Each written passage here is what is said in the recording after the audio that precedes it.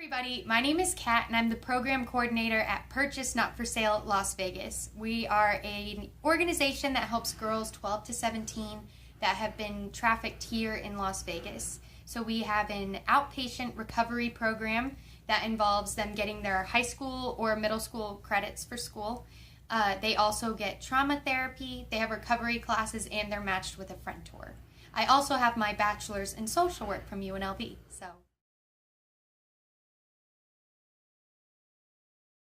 So sex trafficking is where a person is basically exploited for their vulnerability. It's where they are bought or sold for sex. So that can include being coerced into selling themselves, like talked into it, or them being forced with more like physical force to sell themselves.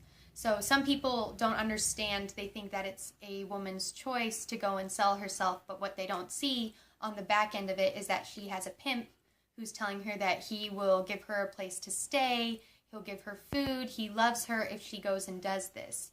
And so she does it because she's being manipulated into it. So we like to say that sex trafficking is the exploitation of vulnerability.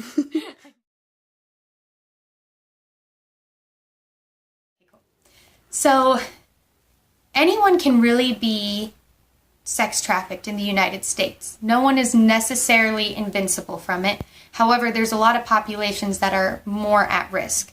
So for example, those living in poverty, those who have been in foster care, those who have run away from home, those who have been sexually abused in the past. It's hard to get accurate statistics on human trafficking because there hasn't been a lot of research done on it until recent years. But studies are showing that as many as 90% of sex trafficking victims were sexually abused prior to being sex trafficked. So runaways are another high-risk population. They say that 1 in 3 runaways will be approached by a pimp within 48 hours of leaving home.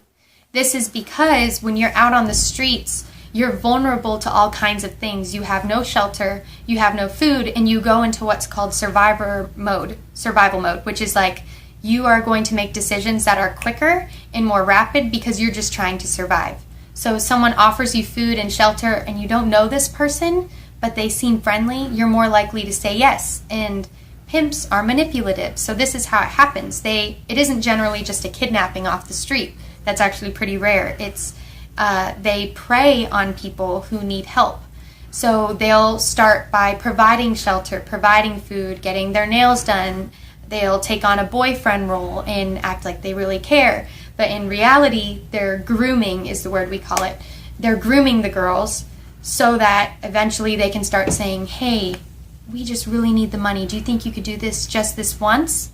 And the girls who are seeing this guy as someone who's been taking care of them, who loves them, are going to say yes. And that's the exploitation of their vulnerability because they needed help and this guy supplied the help, but he had bad intentions in the background.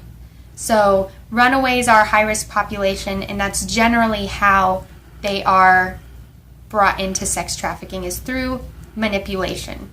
So know more about domestic human trafficking because domestic human trafficking actually happens a lot here in the United States. It's not all foreigners being brought in. It's people who actually have grown up here that are being trafficked.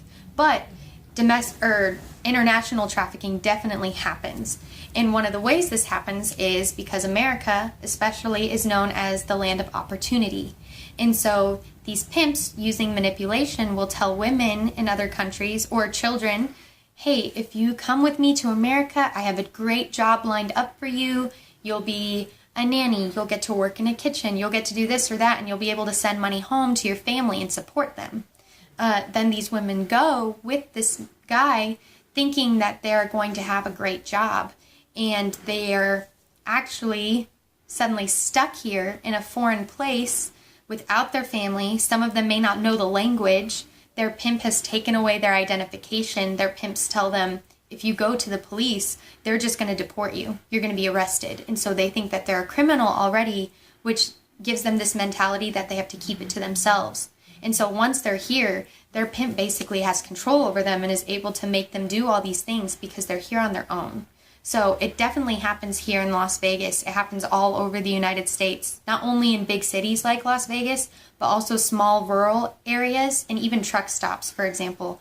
There's a lot of trafficking happening at truck stops. So it really happens all over the United States.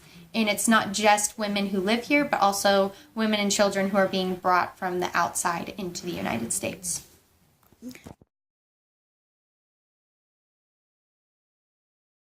So sex trafficking is illegal in the United States, but one of our problems specifically here in Nevada is that prostitution is legalized in several counties in Nevada. So Clark County, it's actually illegal, which that includes Las Vegas. It's also illegal in Reno.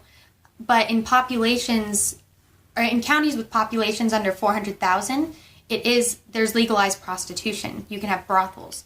The problem with this is every study shows that when you have legalized brothels or legalized prostitution, that the numbers of sex trafficking actually increases because suddenly it's harder to form a case against these pimps. And these girls are already being desensitized to sex because of their job. And then these guys swoop in and start taking the money behind the scenes.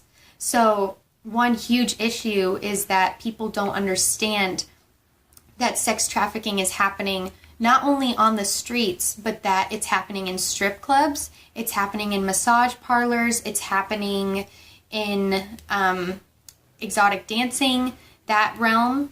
All of those are huge avenues for sex trafficking, but we aren't aware of it is the issue. And there's a really great book I recommend called The Pimping of Prostitution by Julie Bindel, and she compares a lot of different countries. And she talks about how in every country that has legalized prostitution, there is an increase in sex trafficking.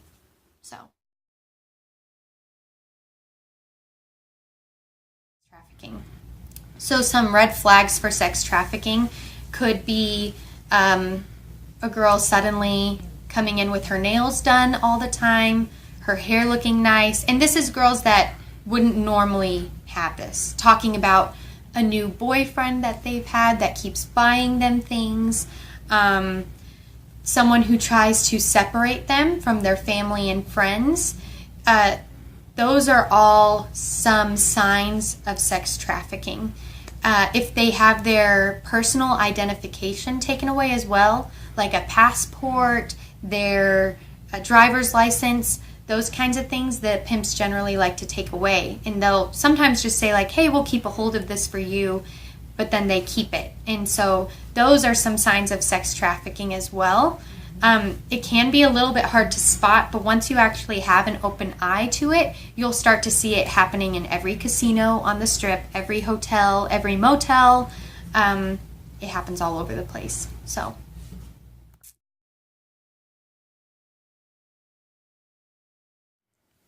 Okay, so one way that we can fight against sex trafficking is actually education.